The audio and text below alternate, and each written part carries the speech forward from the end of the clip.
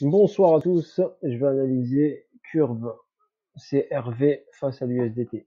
J'ai cherché, j'ai mis un peu de temps parce que j'ai plusieurs graphes, j'ai regardé sur CoinGecko et j'ai plusieurs graphes. J'ai celui-là de Huobi qui débute en août 2020 et j'ai celui-ci de Binance en août 2020, le 16 août, c'est le 20 août. J'ai cette mèche qui me paraît un peu bizarre quand même. C'est-à-dire qu'il a été listé à 23 $ et il a chuté direct à 0,40 centimes. Donc cette bougie me paraît un peu bizarre. J'aime pas trop ça. Ce graphe est celui des Coinbase qui date du 23 mars 2021. C'est un peu trop light. D'accord? C'est un peu trop light parce que moi j'ai besoin de niveau. J'ai besoin d'ancienneté sur un actif de préférence. Là j'ai celui-là de KuCoin, pareil. Donc cette KuCoin, janvier 2021. Donc les seuls les plus lointains. J'ai Poloniex ici aussi pareil. Lui, par contre, il me donne ici un ATH à 100 $. Donc, on va aller sur celui de Binance ou celui de... Là, j'ai également Curve DAO Token et Curve normal. Il y a tellement, donc on va aller sur celui de Binance. Normalement, c'est Curve Finance. Et il y a plusieurs, bien sûr, par rapport à Curve. Il y a Curve DAO. Il y a plusieurs tokens de Curve. Curve est une plateforme également où il y a du stacking et tout ça. C'est un beau projet. Donc, partons sur celui du graphe de Binance. OK. Qui est pour moi le plus lointain. 15 août 2020.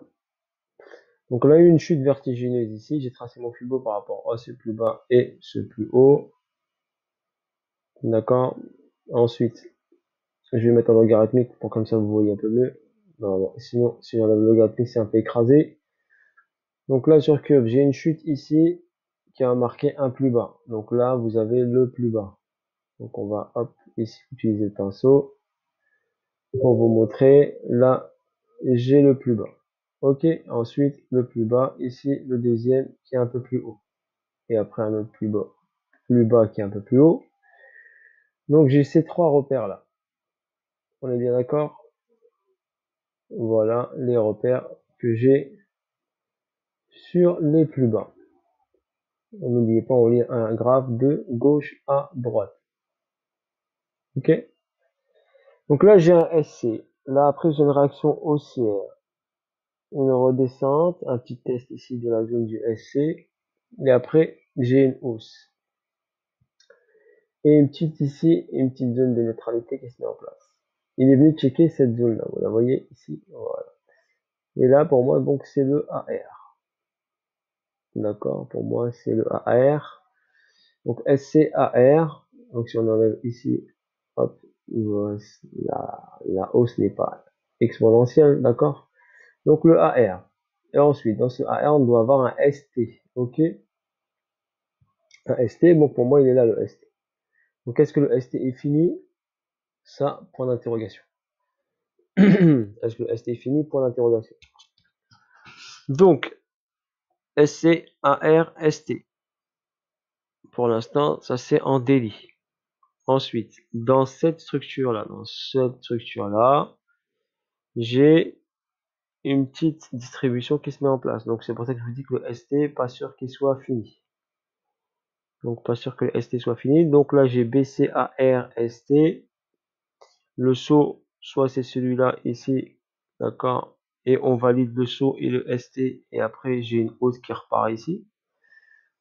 Pour que ça me confirme cette confirmation, donc il faut qu'il dépasse ici le BC et le AR. Donc si j'ai un dépassement du prix ici du BC et du AR, j'aurai la confirmation de cette config, que le AR est bien celui-ci et le ST est bien celui-là.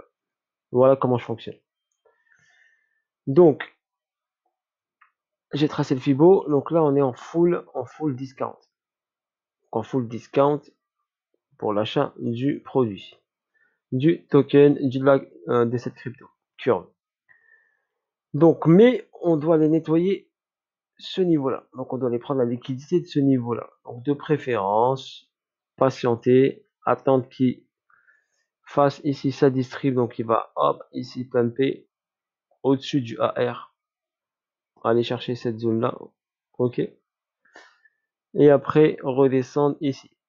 Donc après c'est du pur trading, mais la meilleure zone si vous voulez holder, donc attendre cette zone là. Donc là c'était en novembre 2020, je pense qu'il va y revenir sans aucun problème.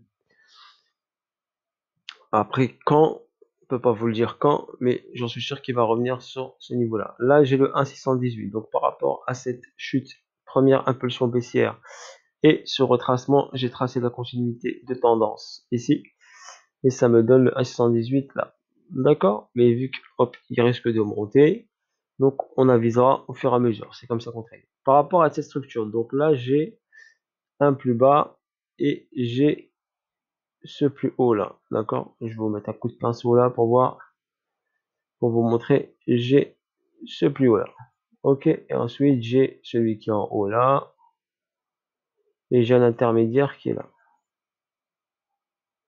Donc vous les voyez, comme je vous ai dit, on lit un graphe de gauche à droite. Donc les plus hauts ils sont là, ils ont pas, il n'y a que celui-là qui a commencé pas encore à travailler, mais il va être travaillé. Celui-là n'a pas été travaillé, celui-là n'a pas été travaillé. Donc ici cette zone a été travaillée, on est dedans. Si on va chercher, allez je vais chercher ce Fibo là par rapport à ce point là.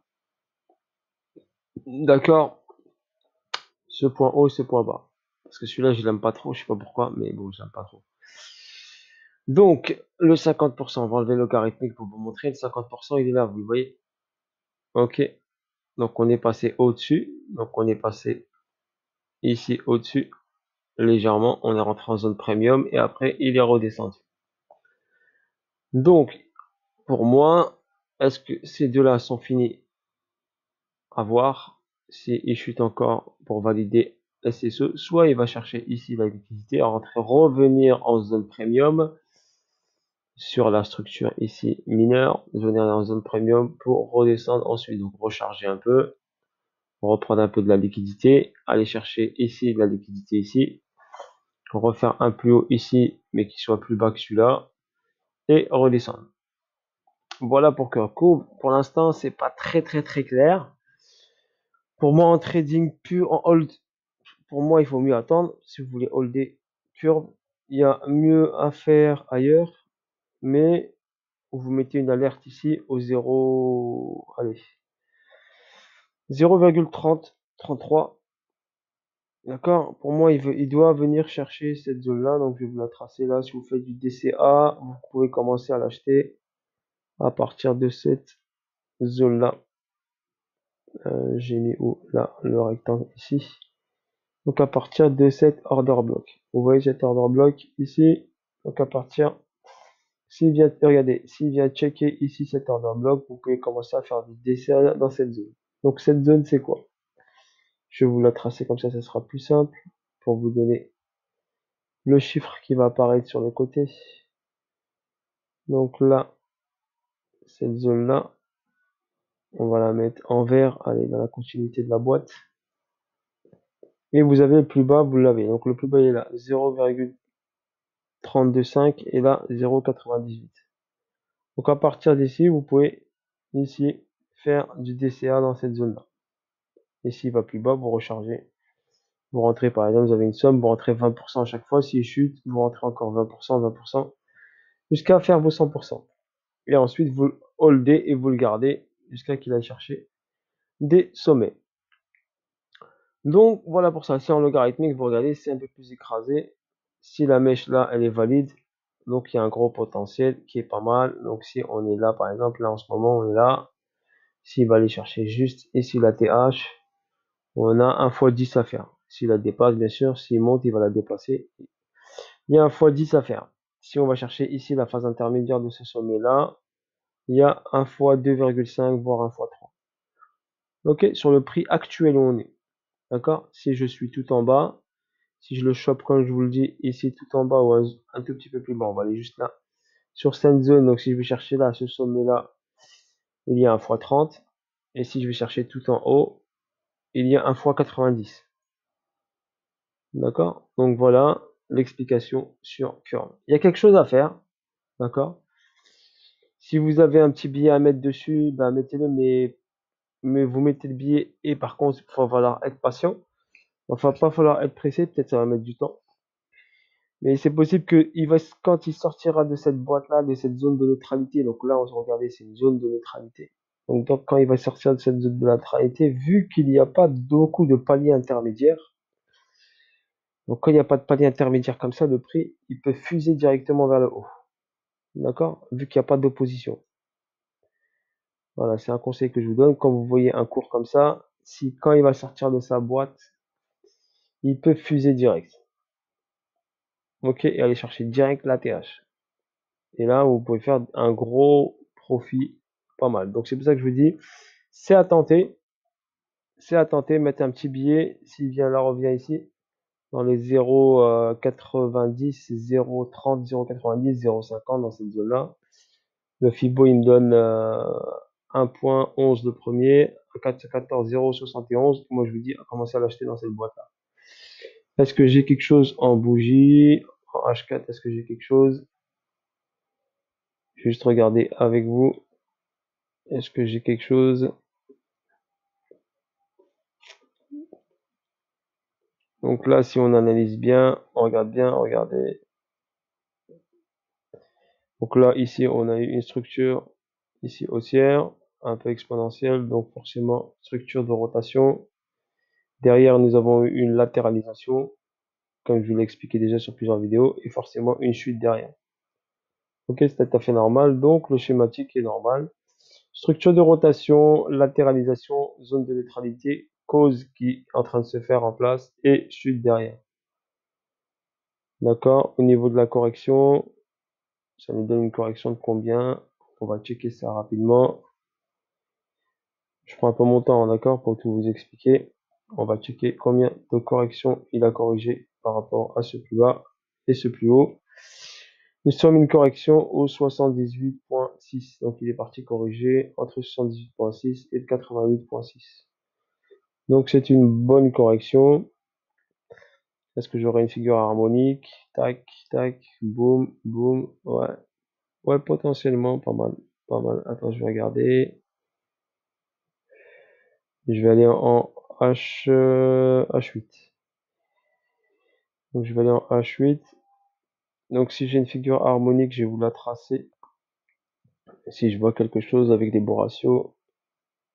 Donc si je le chope, la figure là. Ici sur ce sommet là. Ce retracement ici. Ça nous donne ici un retracement. Je vais travailler ça. Si on la prend par rapport à ce niveau là, on va prendre celui-ci.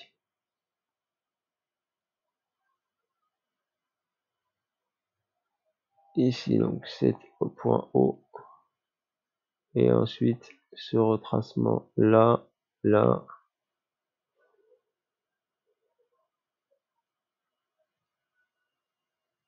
Juste pour voir si j'ai quelque chose. Donc ça donne ça, ça, ça. Si le SO et le STB est good. Donc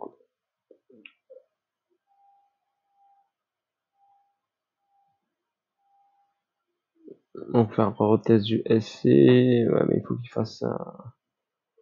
Non, celle-là est pas valide. Est-ce que j'ai autre chose? Descente, remonter. On va regarder par rapport juste à ça. Donc si j'ai ça, j'ai une A. Donc une vague A. Un retracement ici.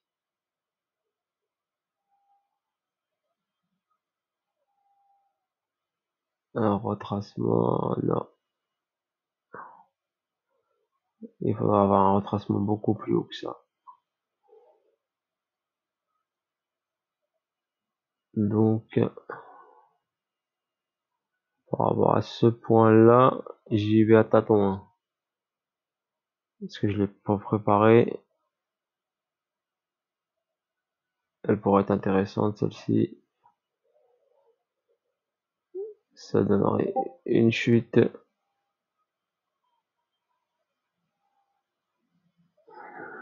Donc, tac, tac, et une remontée.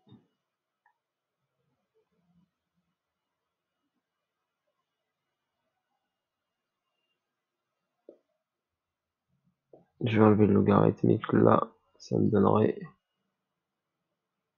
une config 786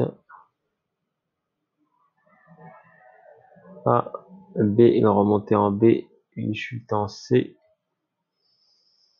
Donc ça ferait 1, 2, 3 possibilités, donc remonter dans cette zone là.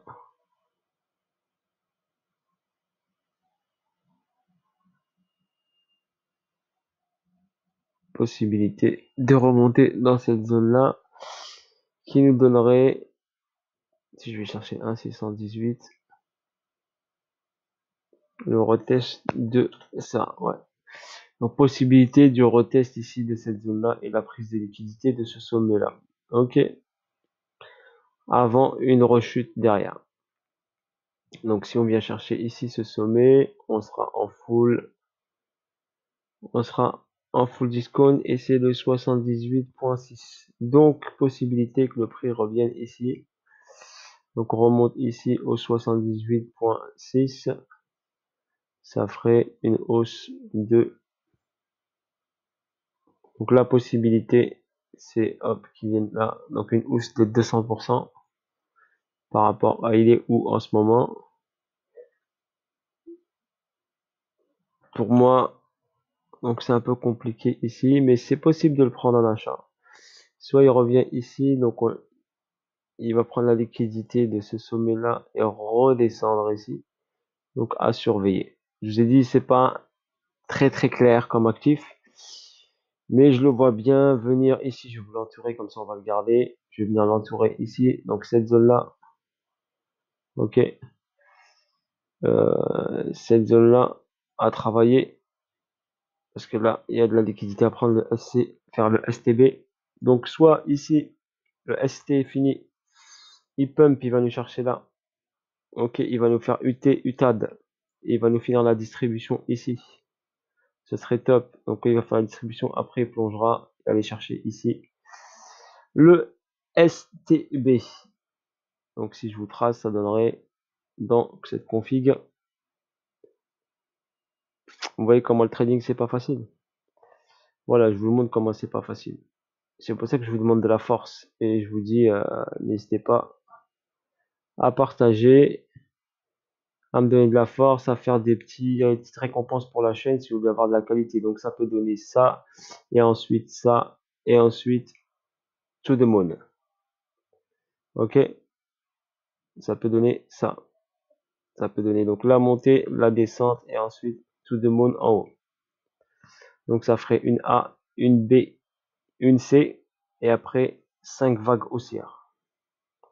D'accord, pour aller chercher la TH, voire plus haut. Après, il faudra checker une cause ici et une cause ici pour confirmation. Donc on peut avoir ça.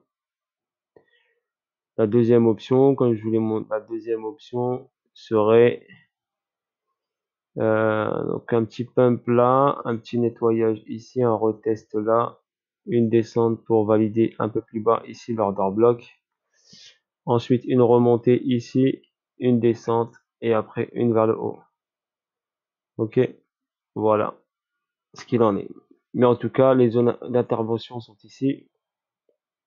Zone ici pour DCA, d'accord. Target final ici au-dessus de la TH. Ok, voilà sur ce pour cet actif.